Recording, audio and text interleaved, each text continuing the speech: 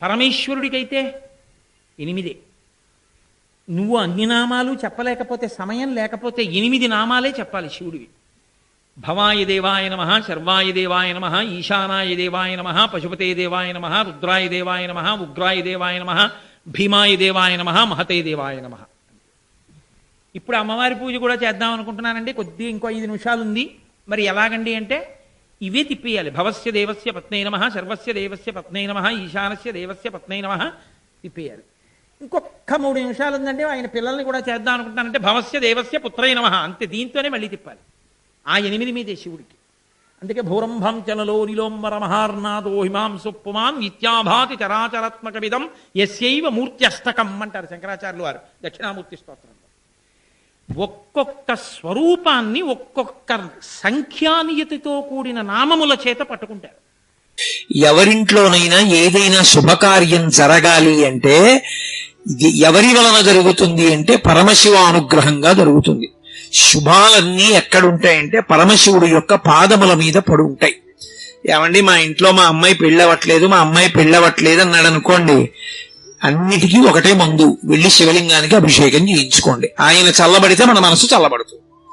అభిషేకం చేయించుకున్నాడు, ఆయన కాలు ఇలా అంటాడు అంతే, వెంటనే కూతురు పెళ్లి కుదిరింది అనేటటువంటి మాటతో మంగళతోరణం వచ్చి గడపని పట్టుకుంటాడు. అన్ని శుభాలు ఆయన పాదాల దగ్గర పడున్నాయి. ఆయనకే శుభం చేస్తాం మనం, ఆయనకి చెయ్యగలిగినటువంటి వాళ్ళం కాం మనం. కాబట్టి చరణ యుగళస్తే అఖిల శుభౌ. పోన్లేవయా ఇవన్నీ ఇవ్వలేకపోతే నీకు ఇంకేమైనా ఇస్తాం. గృహస్థే స్వర్భూజామరసురభి చింతామణిగణి. ఆయన ఇంట్లో కామధేనువులు కల్పవృక్షాలు, ఏకంగా కల్పవృక్షాల తోట, కామధేనువుల మంద ఆయన ఇంట్లో ఉన్నాయి. మనమేమిస్తాం ఆయనకి? ఇంకా మనమేమి ఇవ్వలేము ఆయనకి ఇవ్వడానికి. అసలు చింతామణి పాణిగ్రాహి, చింతామణులకు చింతామణి పార్వతీదేవి ఆయన ఇల్లాలు, ఆయనకి మనమేమిస్తాం? కాబట్టి గృహస్థే స్వర్భూజామరసురభి చింతామణిగణి. అటువంటి వాడికి ఇవ్వడానికి కమర్థం దాస్యేహం, నన్నేమిమ్మంటావు? ఇంకా ఇవ్వడానికి ఏం లేదు, నా దగ్గర ఉన్నది ఒకటే. ఏమిటో తెలుసా? అది నేను నేను నేను అనేది, నీ వాడను కాను కాను అని అడ్డం పడేది నా మనసు ఒకటే. దాన్ని నీకు ఇచ్చేస్తాను, పుచ్చేసుకో. భవతు భవదర్థం మమ మనః, నా మనసుని నీదిగా తీసేసుకో. తీసేసుకుంటే నా మనసు నీదైపోతే ఎప్పుడూ నువ్వు నా మనసులో ఉంటావు, చాలు నాకు.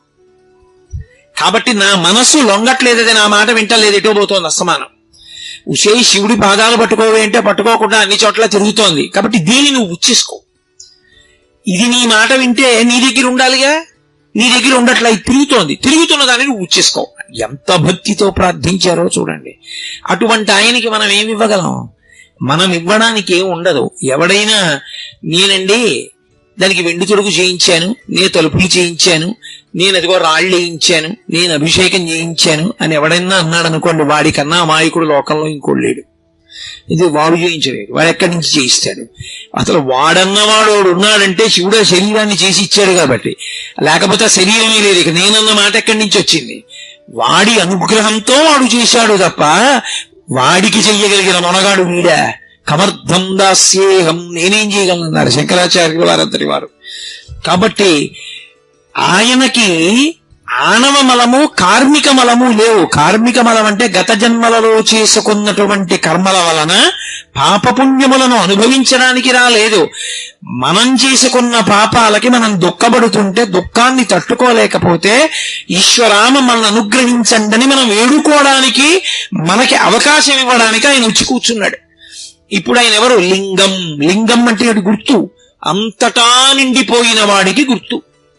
లింగము అంటే గుర్తు, అంతటా నిండిపోయిన పదార్థానికి గుర్తే పరమశివుడు, అదే శివలింగం.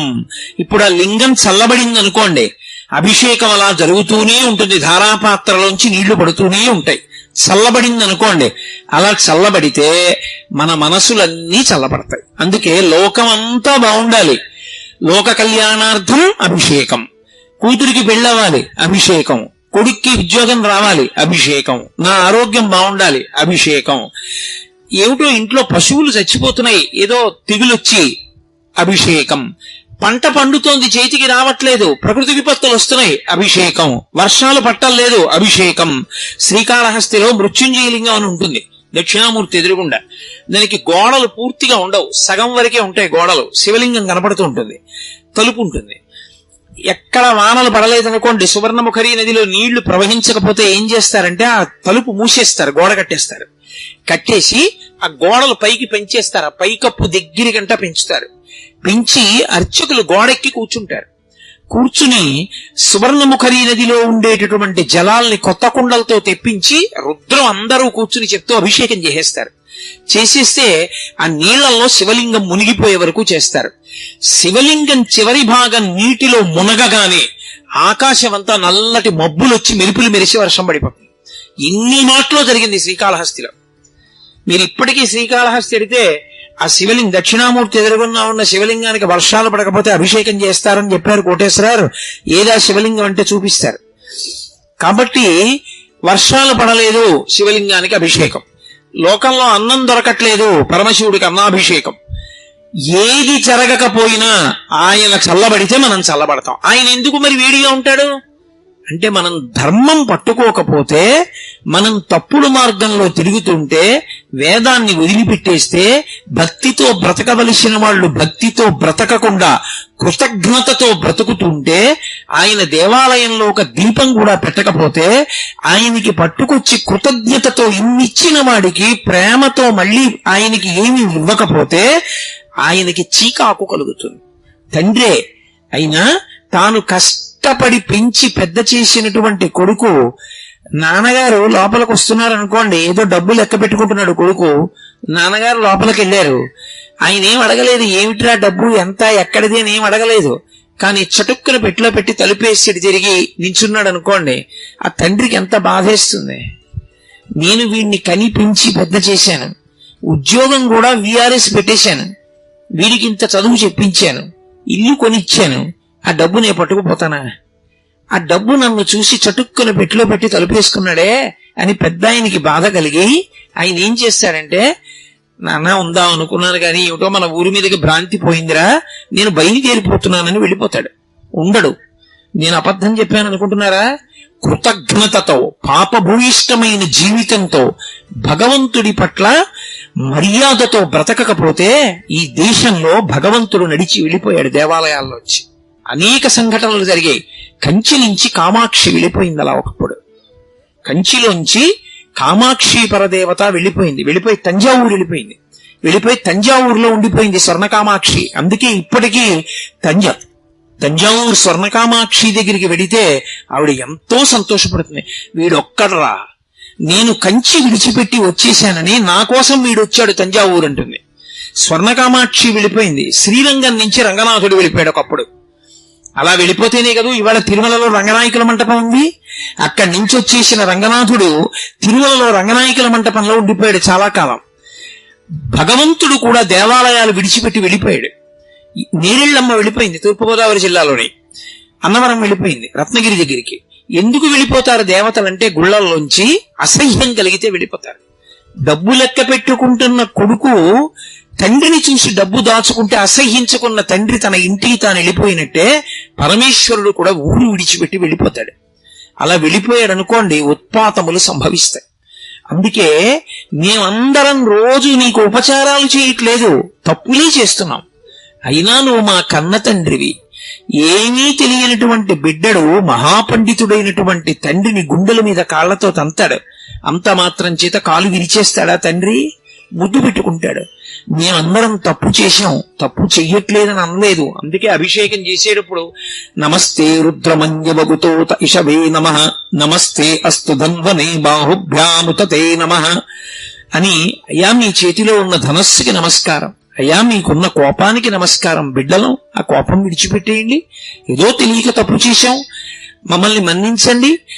చాలా మంది తెలియక ఒక మాట చెప్తుంటారు, రుద్రుడు అంటే రౌద్రమున్నవాడు, కోపంతో ఉంటాడు ఆయన అంటుంటారు. పరమ తప్పు. రుద్రుడు అంటే కోపంతో ఉన్నవాడని కాదు అర్థం. రుత్ అంటే వేదం, వేదము చెప్పినటువంటి ధర్మముతో బతకాలనేటటువంటి అనుగ్రహమును కల్పించేవాడెవరో ఆయన శివుడు, ఆయన రుద్రుడు. ఈ మాట కొంచెం జాగ్రత్తగా పట్టుకోవాలి. ఆయనకి పశుపతి అని ఒక పేరు. పశుపతి అంటే పశువులకు పతి. ఎవరు పశువులు? మనందరం పశువులమే, మీరేమనుకోకండి. మనందరం పశువులం. ఎందుకని? పశువు అంటే 3 మాటలు ఉంటాయి. ఒకటి రాట ఉంటుంది, 2 తాడు ఉంటుంది, దానితో కట్టబడేటటువంటి జంతువు ఉంటుంది. ఈ 3 ఉంటే పశువు. మనకి కూడా 3 ఉంటాయి. ఏమిటి? రాట జన్మ, పుట్టడం రాట, పాశములు కర్మపాశములు. మనం అనేకమైనటువంటి రజోగుణ తమోగుణ ప్రవృత్తులతో తిరగడమే పశుత్వం. ఇప్పుడు కర్మపాశముల చేత జన్మ అనేటటువంటి స్తంభానికి పశువై కట్టబడి ఉంటాడు. ఎప్పుడైతే పశుత్వం పోయిందో పతి ఒకటే మిగులుతుంది. అప్పుడు పశువు ఉండడు, పతి ఉంటుంది. అంటే ఆయనే శివుడైపోతాడు. కట్టు కట్టడానికి, కట్టు విప్పడానికి ఒక మార్గం ఒకటి ఉంటుంది. ఇది మీకు అర్థమయ్యేటట్టు ఎలా చెప్పాలి అని నేను సతమతం అవుతున్నాను. కట్టు కట్టినటువంటి దాన్ని విప్పడానికి కూడా కట్టే వెయ్యాలి. ఎలా వేస్తారంటే, మీకు పల్లె పట్టు గురించి తెలుసు కాబట్టి కొంత తెలుస్తుంది. ఆ రైతు పొలంలోకి వెళ్ళి సాయంకాలం ఇంటికి తిరిగి వచ్చేస్తూ ఇంట్లో ఉండేటటువంటి ఆవుకి పచ్చిగడ్డి మోపు కడతాడు. తాటాకు తీసుకొచ్చి గట్టిగా మోపు కట్టి ఆ తాటాకు చుట్టూ తిప్పి ఇలా తిప్పేసి ముడేసేసి దాని కిందకి దోపేస్తాడు. ఇప్పుడు అట్నుంచి తిరిగి వచ్చాడు, ఆ కట్టు విప్పాలి. ఇప్పుడు ఆ కట్టు విప్పాలనుకోండి, మళ్ళీ అందులోకి వేళ్లు దూర్పి తాటాకు పైకెత్తి మళ్ళీ వెనక్కి తిప్పక్కర్లేదు. ఓ తాడు తీసుకొచ్చి పచ్చిగడ్డి మోపు కింద నుంచి పెట్టి మోకాలతో నొక్కి తాటితో గట్టిగా ఇలా నొక్కుతాడు. ముడియకుండా దగ్గరగా చేసి ఇలా బిగిస్తాడు. ఇప్పుడు పచ్చిగడ్డి బాగా బిగుసుకుంటే వేసిన కట్టు ఊడిపోతుంది, వదిలిపోతుంది, దాన్ని లాగేస్తారు. ముడేశాడా తాడు? వెయ్యలేదు, తాడిలా అంటాడు. ఇప్పుడు ముడేశాడా? వెయ్యడు. ముడి వేయకుండా కట్టు మీద కట్టులా తాటిని బిగించి ఉన్న కట్టు వదిలిపోయేటట్టు చేస్తాడు. అలా కట్టు ఉన్నంత కాలం కర్మపాశములు పట్టి ఉన్నంత కాలం పశువు. ఆ పాశం పోవాలంటే, కట్టు పోవాలంటే ఆయన పని చేస్తాడు. పైన పెద్ద కట్టుతో నొక్కుతాడు. ఏమిటా కట్టు అంటే ధర్మం. ఇప్పుడు ఆయన చేస్తాడు, భక్తుడు కూడా. ఏమిటి చేస్తాడంటే ధర్మం కోసమే చేస్తాడు. ఏది చేసిన ఈశ్వరుడు ఇలా నన్ను బ్రతకమన్నాడు, ఆయన ఎలా బ్రతకమన్నాడో నేను అలా బ్రతుకుతున్నానంతే. అదే కర్మ తప్ప ఇంకా ఆయనకేం కోరికలు ఉండవు. మీరు తరచుగా పురాణాల్లో ఒక మాట వినుంటారు. ఎప్పుడైనా ఋషులు తపస్సు చేసుకుంటున్నారు అనుకోండి, దేవతలు వెంటనే ఇంద్రుడు అప్సరసల్ని పంపిస్తాడు వాళ్ళ దగ్గరికి. ఏదో వసంత ఋతువుని కల్పిస్తాడు, వాళ్ళ దగ్గరికి వసంతుణ్ణి పంపిస్తాడు, మన్మధుణ్ణి పంపిస్తాడు. వాళ్ళ తపస్సు భగ్నం చేసేస్తూ ఉంటాడు. ఎందుకు ఆ పిచ్చి? ఎందుకు దేవతలు అలా చేయడం అంటే బాగా జ్ఞాపకం పెట్టుకోవాలి. ఎందుకు దేవతలు మనిషిని జ్ఞానమును పొందకుండా చూస్తారంటే, మనం మామూలుగా ఉన్నంత కాలం నాకేదో ఒకటి కలిసి రావాలి, ఏదో ఒకటి కలిసి రావాలి అన్నంత కాలం దేవతా సంబంధమైన క్రతువులు చేస్తాం. యజ్ఞాలు, యాగాలు, హోమాలు ఇవన్నీ చేస్తూ వానలు పడాలి, పంటలు పండాలి, మాకు పంటలు కలిసి రావాలి అని. నాకు దేవతల యొక్క అనుగ్రహంతో సంబంధం లేదు, నాకు జ్ఞానము కలగాలి అని ధార్మికమైన జీవనం ఒక్కటే లక్ష్యంగా పెట్టుకున్నాడు అనుకోండి. అప్పుడు ఇక అతను దేవతలకి అన్నం పెట్టడం అంటే ఇక యజ్ఞయాగాదులు చేయడు. ఆ స్థాయికి వెళ్ళిపోకుండా ఉండడం కోసం కిందికి తీసుకురావడానికి వాళ్ళు తపోభంగం చేస్తూ ఉంటారు తప్ప అంతకన్నా వాళ్ళు ఏదో చెడ్డ పనులు చెయ్యాలని కాదు. ఇప్పుడు శివుడు గట్టి కట్లు వేస్తాడు, వేస్తే ఆ వేసిన కట్లు జారిపోతాయి. అంటే ఇంతకు ముందు మనం చేసినటువంటి పాపపుణ్యములన్న దూది పర్వతంలో ఒక చిన్న అగ్ని నిరుసుపడింది అనుకోండి, కాలిపోతుందా? కాలిపోదా? అన్ని పాపపుణ్యములు కాలిపోతాయి. కాలిపోతే జ్ఞానం ఒక్కటే మిగులుతుంది. ఇక పుట్టవలసిన అవసరం ఉండదు. అప్పుడు పశు ఉండదు, అంటే జన్మ ఉండదు, రాట ఉండదు, పాశం ఉండదు, కట్టబడిన వాడు ఉండడు. పశువు పోతే మిగిలినదేది? పతి ఒక్కడే మిగులుతాడు. ఎవడా పతి? పతిం విశ్వస్యాత్మేశ్వరగుం శాశ్వతగుం శివం అచ్యుతం. ఆయనే పతి. ఆ పతిలోకి చేరిపోతాడు. అంటే ఇక్కడే వాడు పశుపతిగా మారుతాడు, శివుడు అవుతాడు. అది జ్ఞానమును పొంది మోక్షం పొందడం. అలా అక్కడ నుంచి క్రింద ఏ కోరికైనా తీర్చడం వరకు ఇవ్వగలిగిన వాడెవరు? ఆయన ఒక్కడే. అందుకే పట్టుకెళ్ళి ఏం చెయ్యాలి ఆయనకి? ఆయన కోపం పోవడానికి మనం ఏం చెయ్యక్కర్లేదు, తప్పు ఒప్పుకుంటే చాలు, ఆయన సంతోషిస్తాడు. కొడుకు ఎన్నో తప్పులు చేశాడు, తండ్రి కక్ష పెట్టి కూర్చుంటాడా? నాన్నగారండి నేను మీ మాట వినలేదు, ఎన్నో తప్పులు చేశాను నాన్నగారండి, ఇప్పుడు నాకు అనుభవంలోకి వచ్చింది, తెలిసొచ్చింది తప్పులు ఎంత బాధపడతాయో నాన్నగారండి, ఇక నేను తప్పు చెయ్యను. నేను చేసిన పాపాలు పోవడానికే ఒక వారం రోజులుండి మీతో కలిసి కూర్చుని సంధ్యావందనం చేసుకుని మీ కాళ్ళు పట్టి మీతో ఉండి వెళ్ళిపోతాను నాన్నగారు. ఇక నేను జీవితంలో ఎంతో భక్తితో ధార్మికంగా బతుకుతానన్నాడు. తండ్రి పరమ సంతోషాన్ని పొందేస్తాడా, పొందేయడా?